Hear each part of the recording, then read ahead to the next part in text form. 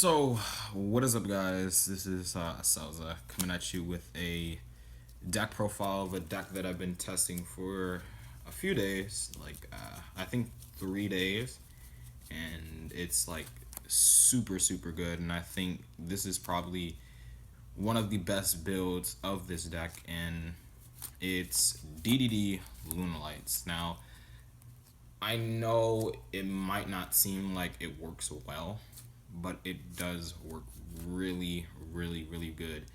And I've kind of fell in love with this deck, especially because I never played DDDs at all. This is like my first time ever playing DDDs, and I feel like if I like tested the deck out in like July when the deck came out, I could have done better at YCS Atlanta, because I did bring Lunalights to YCS Atlanta, and I did really okay for my first time, but I could have done better if I did have the DDDs at my disposal. So let's get on to the deck. We do play the two copies of White Rabbit. White Rabbit is your normal summon of the Lunalight archetype. Basically, it summons back your Black Sheep from the graveyard. It's pretty much a Altair for your Lunalights, and then once per turn you can bounce back a back row equal to the number of other Lunalights. So, say if you have a Black Sheep in your field, or like a Lunalight scale on your field, you can bounce back row, and pretty much you don't have to deal with strike, or you can like bait out the strike or the warning or like the D-barrier or something like that. It's really good for that. So that's it for White Rabbit. That's all it really does. It gets you to rank 2 plays as well. That's pretty neat. And then we have 3 Black Sheeps. It's pretty much the most important thing. It gets everything to your hand. It adds back everything. Really good card. Don't have to explain what it does. It adds poly. So I don't know what to explain about this card. It's really self-explanatory if you know the Lunalight deck. And then we play One Tiger. Now, One Tiger, you don't want to open up with this card. This is a card that you want to add to your hand with either Perfume or Tenki or the Lunalight Trap that I do play. I'm going to get into that in a bit. But, yeah, so we do play the One Tiger because you don't really need it in your first combo play, because I am going to show you the 3-card combo of both of the archetypes. And combined together, it just does so much. Like, so much. You're going to see in a bit. And then we do play the One Wolf because it pretty much finishes off your opponent, making either double Leo Dancer or Leo Dancer, or maybe even a Panther Dancer if you don't have the right cards in your hand. It's a really good card, but you don't want to open up with this either. But you still want to have it in your deck because it does help in the late to mid game. It's really good. Next we do play 2 DDD Kepler. Now, like, I figured out that you can't use Lamia's effect on this card to basically send it to the graveyard because it is a pendulum. I pretty much like blinked out when that came to mind, and I was testing the deck out. It's kind of sad, but like it's really good to get your combo pieces together because you don't really focus on like one archetype. You basically use one at one time, and then the next turn you use the other combo, and basically you go back and forth on the DDDs and Lunalight combos. So you have infinite resources for your opponent. At least for like at least 5 turns, you would have like infinite resources. After that, you probably burn out and like pretty much lose. But at that point, you would just be throwing out so many powerful monsters at one time. It's really difficult for your opponent to win at all. It's either your opponent wins or you win by the end of like the 5th turn, or your 5th turn. That is. Then DDD Swirl Slime, 3 of them. It starts your combos off just like the Black Sheep. It pretty much does everything for that. It's pretty self-explanatory. It fusions from the hand, and then it special summons a DDD from the hand, if I'm not mistaken, by banishing it. And then we do play Necro Slime because it's the next combo piece with a 3-card combo, basically being able to fusion summon from the graveyard, so it's pretty good. And then DD Lamia being the finisher, basically being able to make your double Siegfried that turn, your third combo piece in the deck. And it's really, really amazing. I don't really need to explain what the DDDs do because a lot of people do know what those cards do. This is basically just explaining the combos at the end of the video. And then we do play the 1 Maxi because it's you need to get to your combo pieces, and like Maxi is just really, really broken. I feel like this card, it's iffy. I feel like it needs to be banned in some way, shape, or form, or like sometimes I think it needs to go to 2. It's just personal opinion, but like it's just really, really good to have. You should not cut this out of your deck. And then we do play the 2 substitutes in 1 poly. Now, in the Lunalight deck, you cannot play 2 substitutes at all because you don't want to shuffle back your Panther Dancer. You only really want to shuffle back your Cat Dancers, really. And that's really bad because maybe next turn they get rid of your board and you don't have a fusion monster like in your graveyard, and you might have Wolf in your hand and you can't really go for your Panther Dancer into your Leo Dancer and stuff like that. So it's really bad. But with the DDD support in this deck, it basically allows you to shuffle back your Genghis back to your deck and get another draw. So now you get 2 draws instead of 1. That's why I really love this deck. That's why I really found an interest in this build. So next up we played the 3 copies of Perfume. It's the most important card.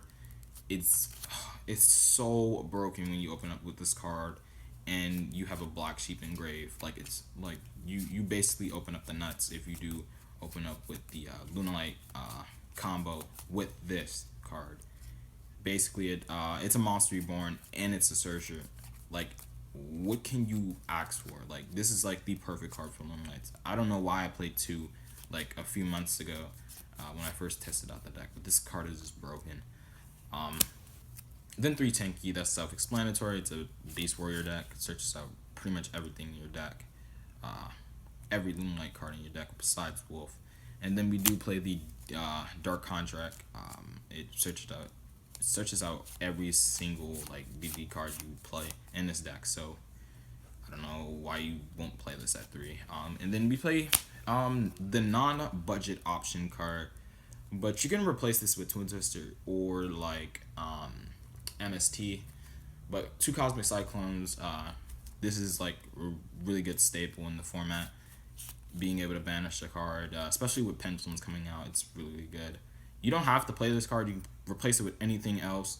I think you should play back row removal. So Twin Twister, MST, you should play if you don't have this. But like you really don't have to if you want to focus on a more combo heavy deck and like put in like 1-for-1 Soul Charge, any of those combo extender cards. You can play that and like side the MSTs and Twin Twisters. But I really think like Cosmic Cyclone will come clutch on those Imperial Orders, Imperial Iron Walls, just like any like stupid floodgates that can beat you. And then we do play the 2 Allures.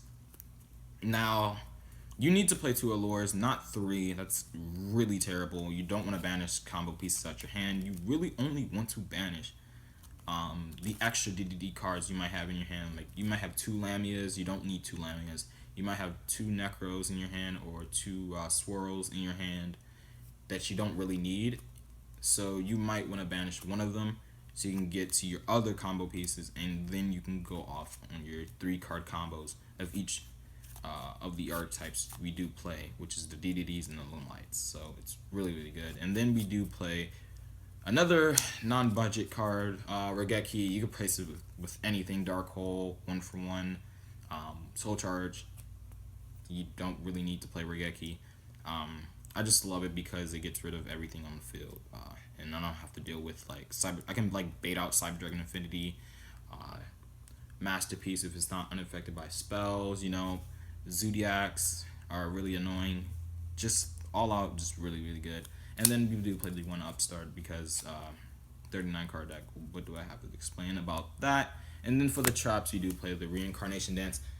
This card is so good when it goes off because it basically punishes your opponent for destroying your cards. And that's just really good. You don't have to play this card if you have like Pot of Desires, 1-for-1 Soul Charge, all those other cards you can put in here. Any of the other Lunalight cards you can put in here, or any of the other DDD cards. If you feel like they are good in this deck, you can play that.